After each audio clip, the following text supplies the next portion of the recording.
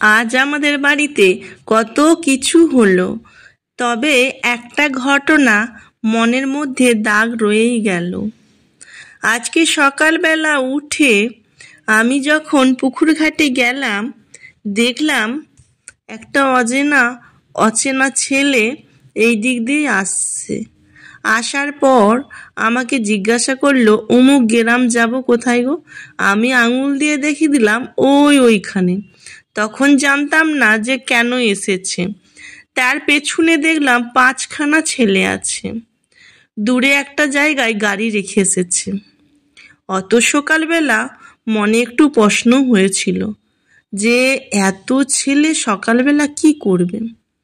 তারপর হঠাৎ দেখলাম একটা মেয়ে মুখে ঘোমটা দিয়ে চলে যাচ্ছে।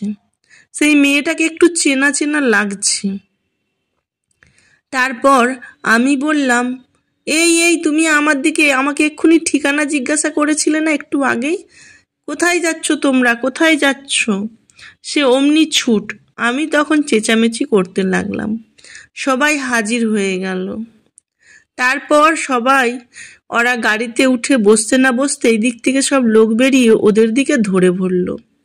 ধরার পর দেখা গেল আমাদের এই পাশের গ্রামের একটা মেয়ে পালিয়ে যাচ্ছিল ওদের সাথে। বাড়ির লোকেদের অমতেই বিয়ে করতে চাইছিল।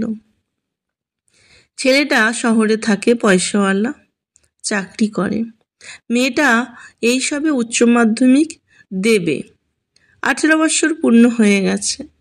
মা বাবা কিছুতেই রাজি নয় ওই ছেলের সাথে বিয়ে দেবে, কারণ ছেলে আমাদের জাতের নয়, অন্য কাস্টের।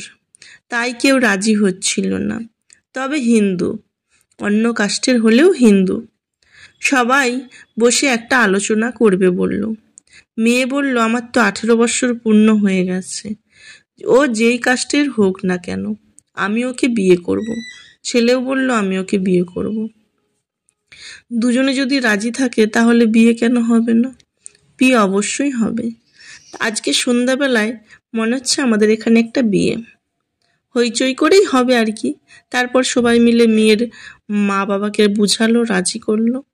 মেয়ের মা বাবা রাজি হয়ে গেল, বলল আচ্ছা ঠিক আছে। ছেলের ঘরে ফোন করলো, ছেলের বাড়ির লোক সবাই আসবে সন্ধ্যাবেলা। আজ